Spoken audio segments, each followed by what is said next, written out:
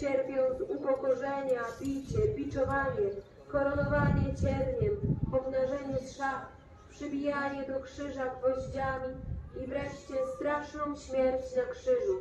Niech te najdrożej kupione łaski nie będą dla mnie, biednego grzesznika, stracone, abym nie był jedną z tych dusz, przez które Jezus konał w ogrójcu i zalewał się krwawymi łzami, że Jego męka będzie dla tych dusz daremna. Amen.